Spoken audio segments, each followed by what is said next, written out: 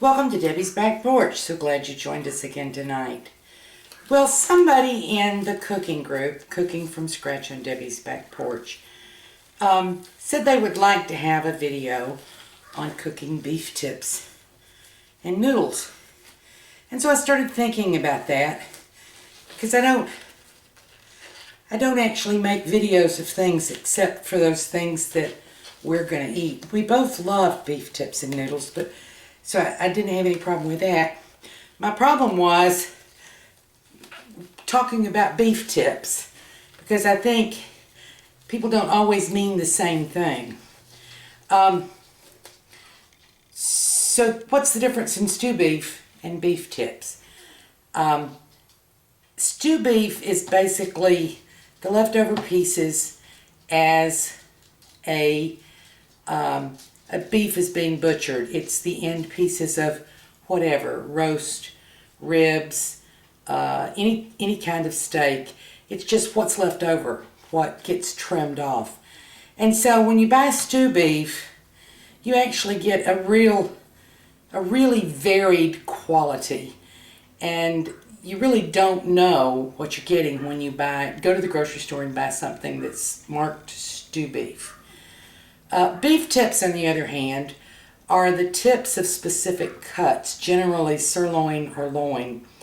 And they're a much higher quality of beef as far as your ability to prepare them.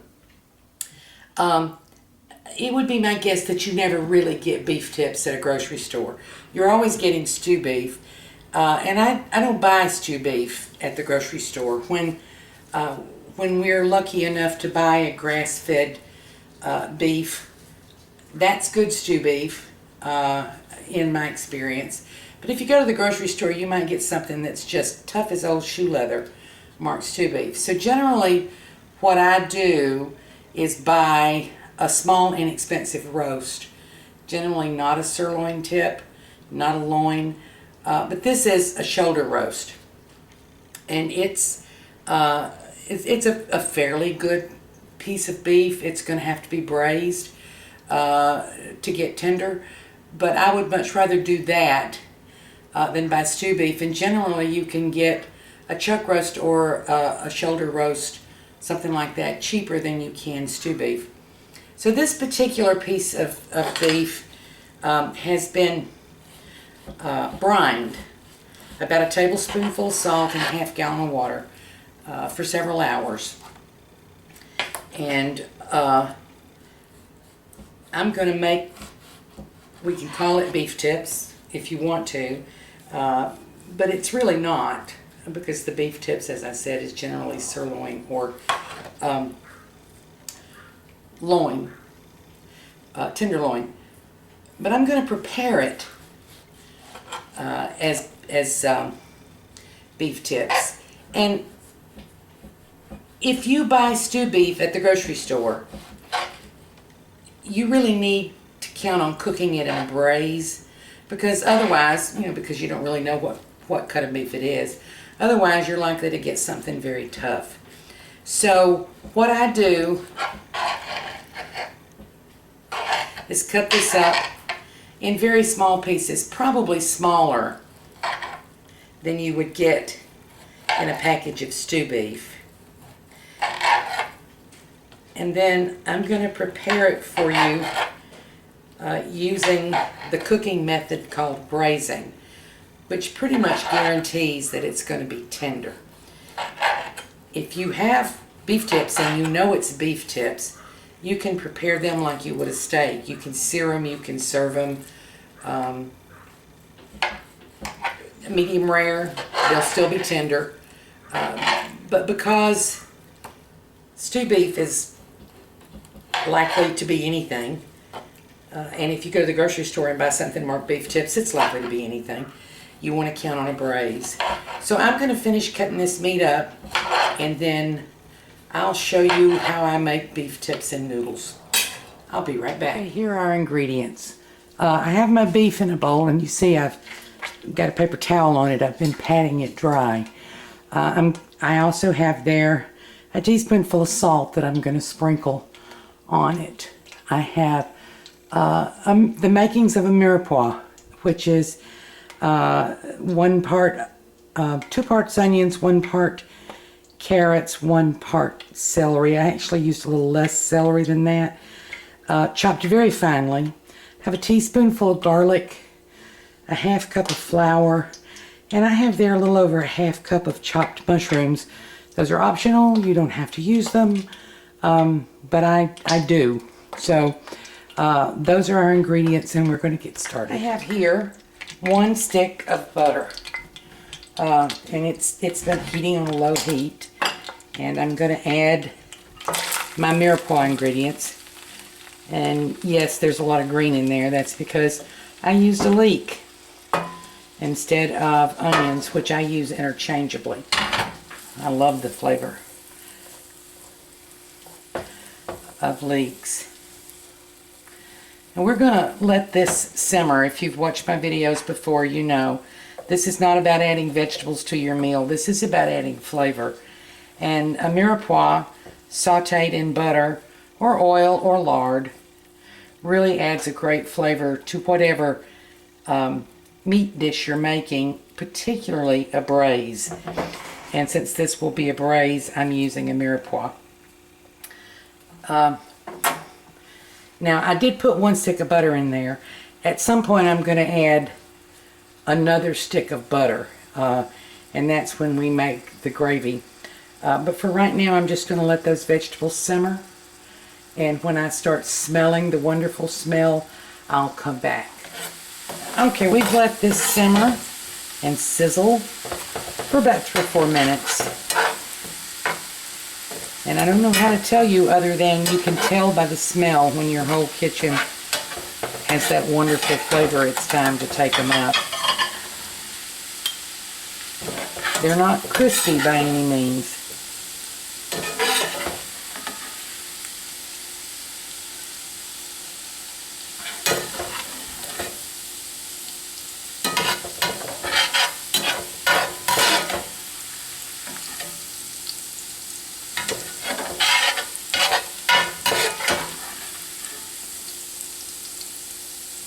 Okay, now we're going to add the beef in, and we're going to just sear it. We're just going to let it get a little brown, and that's why I dried it and salted it.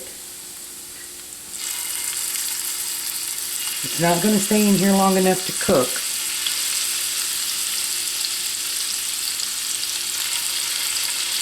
Just for the outside to caramelize a little.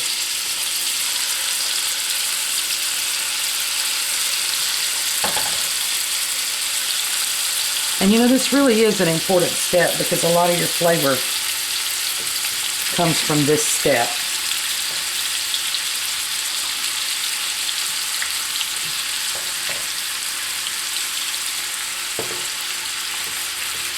This is about,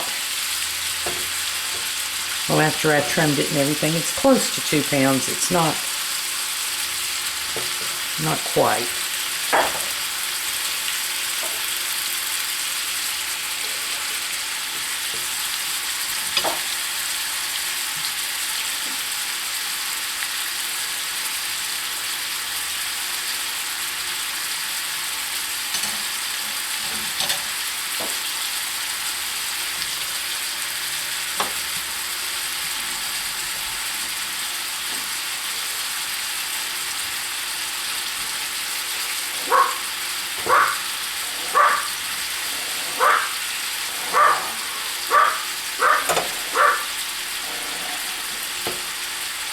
That's my hyper little dog.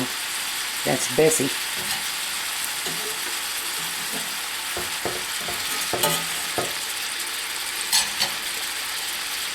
So you know, in my videos when you hear a dog, it's either Bobby, who always sounds like he's snoring, or Bessie, who's, if she's making any noise at all, is barking.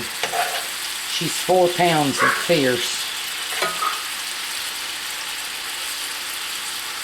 There are people working in the yard and she's barking at them.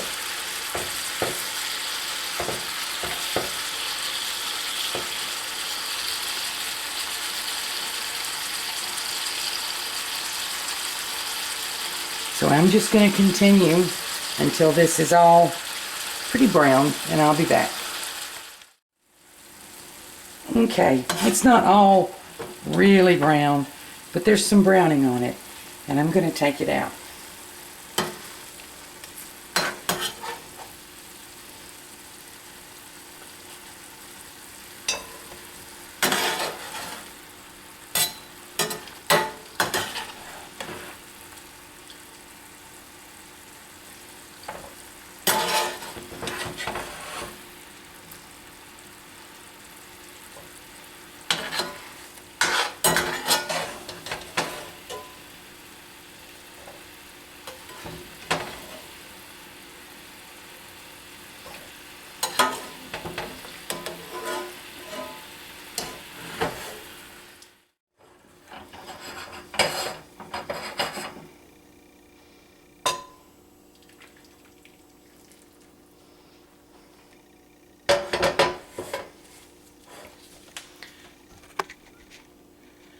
Okay, I'm going to save that. Some of the liquid has cooked out, and I want to start this with oil or butter or lard, this next step. So I have half cup there, and I'm going to let it get hard. Now at some point, well actually in one of our next steps, we're going to add broth, and we'll add a quart of broth. What I'm going to do is use what I just poured off as part of the broth. So I'm going to let that oil get hot. I'm on a little higher than medium heat, and you can see things are sizzling. So I'm going to add in, that's a half cup of flour.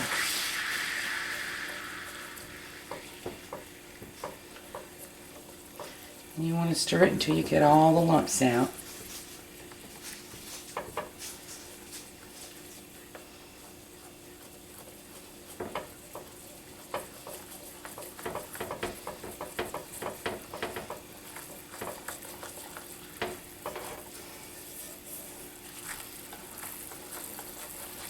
And we're going to let this brown. Think of it as making brown gravy.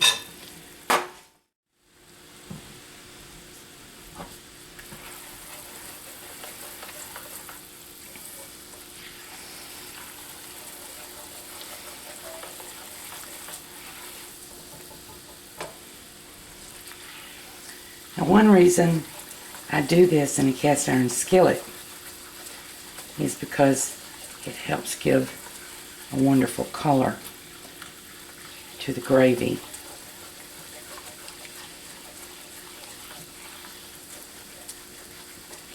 So we're going to let that simmer and sizzle until we get some brown color. I'll be back. Okay. Looks like we're getting a really nice brown color. It could be a little browner than this. But I think this is fine. All the stuff, the little tiny bits, are nice and crackly. Now I have here a quart of broth. And that includes what I poured off.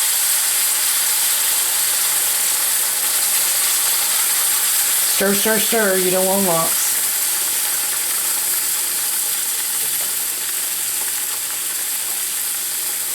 I just turn the heat down a little bit. Now I have a little extra broth in case this gets too thick, because it might. And oops, I didn't add my mushrooms to the Mirepoix. I should have put them in with the Mirepoix, but I've got them cut and I'm going to put them in now. They would have been better if I'd toasted them though. And a little bit, just a little bit of garlic.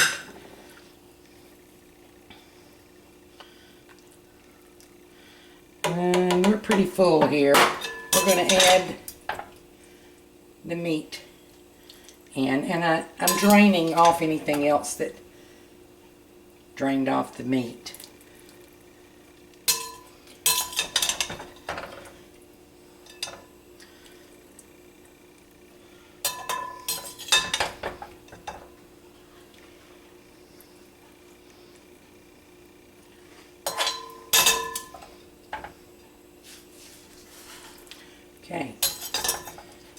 have a pan full.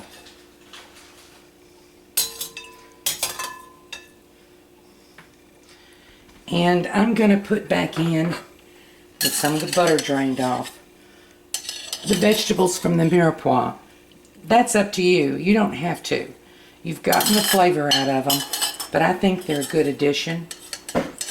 So I'm putting them right back in. I've turned this down on 3 out of 9. That's my temperature on my stove. This is going to need to simmer now to tenderize the little pieces of beef. This is called a braise, where you cook in liquid at a low heat. Now I want you to see the little bubbles we're getting. That's as high as you want the temperature. You don't want it boiling. If it's cooking faster than that, you want to turn it down. I'm going to put a lid on this. While this is cooking, I'm going to cook our noodles, and we'll be back. Okay, we're about 5 minutes in to our 20 minutes, and because the temperature on a braise is so important, we're going to check it. And if you'll see, we just have just a little gentle bubbling there. So we're good. I'm going to cover it back up. We'll come back later. We're coming up on our 20 minutes, and I'm going to test this, because it may need to cook just a little bit longer. So I'm going to take out a piece of the beef.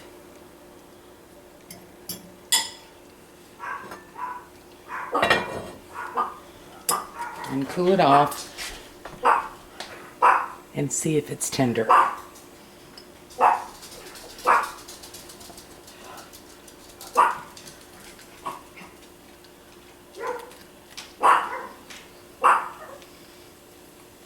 Well, it's not quite done. We're going to add 5 minutes to the time, so that's 25 minutes. We'll be back. Okay, I have tested this. It's cooked its additional 5 minutes. It's yummy. I'm going to turn it off. The noodles are cooking. I'll plate this up and show you what we've got. Well, here you go. Beef tips and mushroom gravy. It's on fettuccine. You can put it on any kind of noodles you like.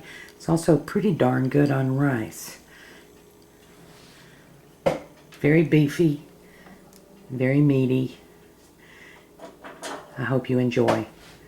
Thank you for joining us on Debbie's Back Porch. See you again tomorrow.